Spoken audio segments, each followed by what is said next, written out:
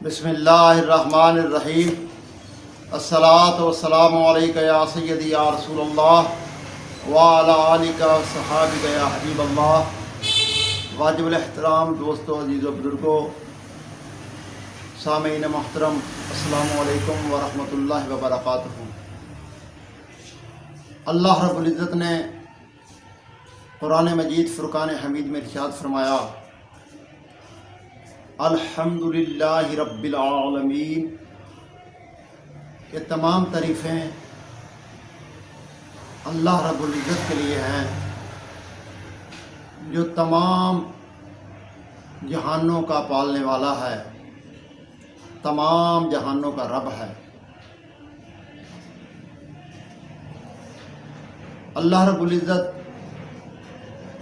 کی حمد جو ہے، اللہ کی تعریف جو ہے،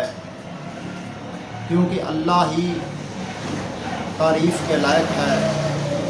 وہی حمد کے لائق ہے، اور اللہ کی سب سے زیادہ حمد جو ہے، سب سے زیادہ تعریف جو ہے، وہ اللہ کے محبوب حضرت محمد مصطفیٰ احمد مجتبیٰ صلی اللہ علیہ وسلم نے فرمائی ہے، اور آپ اللہ کے سب سے بڑے حامد ہیں، سب سے زیادہ اللہ کی تعریف کرنے والے ہیں۔ سرکار مدینہ صلی اللہ علیہ وسلم آپ فرماتے ہیں کہ جو کسی نعمت کے ملنے پر اللہ کی تعریف کرتا ہے، الحمدللہ کہتا ہے، اللہ اس کو مزید نعمتیں عطا فرماتا ہے۔ حضور سرکار دو عالم صلی اللہ علیہ وسلم آپ کھانا کھانے کے بعد اللہ کی حمد اور تعریف فرمایا کرتے تھے، اور فرماتے الحمدللہ الذی اطعمنا وسقانا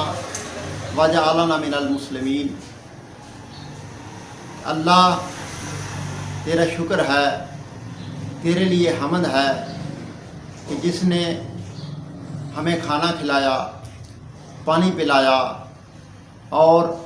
مسلمان بنایا۔ سرکار مدینہ صلی اللہ علیہ وسلم نے فرمایا، جب کسی کو چھینک آئے تو پھر بھی الحمدللہ کہے۔ سرکار دو عالم صلی اللہ علیہ وسلم نے فرمایا کہ جو آدمی صبح 100 مرتبہ الحمدللہ کہے گا اور شام کو 100 مرتبہ الحمدللہ کہے گا، اللہ تعالیٰ اس شخص کو اتنا اجر عطا فرمائے گا کہ جیسے اس نے 100 گھوڑے جو ہیں وہ جہاد کے لیے پیش کیے ہیں۔ کتنا آسان کام ہے کہ صرف الحمدللہ کہنا، اللہ کی تعریف کرنا 100 مرتبہ صبح اور 100 مرتبہ شام کو، الحمدللہ الحمدللہ الحمدللہ۔ یہ تعریفی کلمات جو ہیں، یہ اللہ کی حمد کے جملے جو ہیں، اللہ کی حمد کے کلمات جو ہیں، جو 100 مرتبہ صبح کہے گا، 100 مرتبہ شام کو کہے گا، تو سرکار دو عالم صلی اللہ علیہ وسلم نے فرمایا اس کو اللہ تعالیٰ اتنا اجر عطا فرمائے گا کہ جیسے اس نے 100 گھوڑے جہاد کے لیے پیش کیے ہیں۔ حدیث شریف میں آتا ہے، حضرت ابو موسیٰ اشعری رضی اللہ تعالیٰ عنہ روایت فرماتے ہیں کہ سرکار مدینہ امام الانبیاء خاتم النبیین رحمت للعالمین شفیع المذنبین امام الاولین والآخرین حضرت محمد مصطفیٰ احمد مجتبیٰ صلی اللہ علیہ وسلم نے فرمایا کہ جب کسی شخص کا کوئی بچہ فوت ہو جاتا ہے، اللہ فرشتوں سے فرماتا ہے کہ فرشتوں، تم نے میرے بندے کہ جگر کا ٹکڑا جو ہے وہ لے لیا ہے، اسے لے آئے ہو، تم نے میرے بندے کا نور نظر جو تھا اس کو لے لیا ہے، کہ بتاؤ جب تم نے میرے بندے کے جگر کا ٹکڑا لیا، اس کا بیٹا لیا، تو پھر وہ میرا بندہ کیا کہتا تھا؟ حضور نے فرمایا کہ فرشتے عرض کرتے ہیں کہ اللہ، جب ہم نے اس کا بیٹا اس سے لیا، اس کا نور نظر لیا، اس کے دل کا ٹکڑا لیا، تو وہ بدلے میں کہتا تھا الحمدللہ، اور ساتھ کہا انا للہ و انا الیہ راجعون۔ وہ یہ کہتا تھا،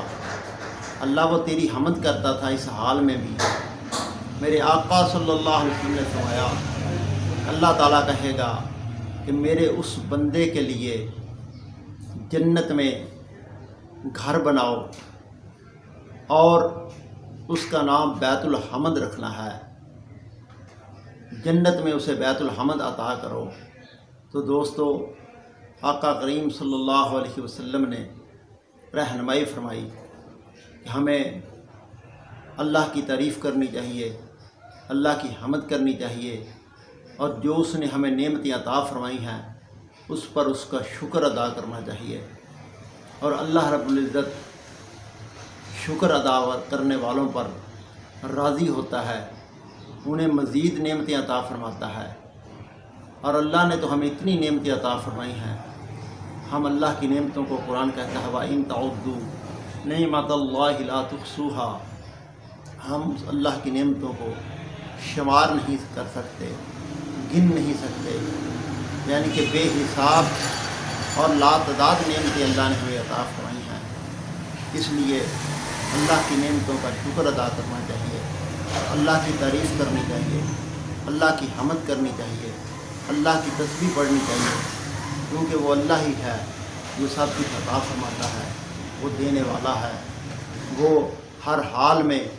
ہماری ہر مشکل کو آسان کرنے والا ہے۔ اللہ تعالیٰ ہمیں نبی پاک صلی اللہ علیہ وسلم کی تعلیمات پر عمل کی توفیق عطا فرمائے، آمین ثم آمین۔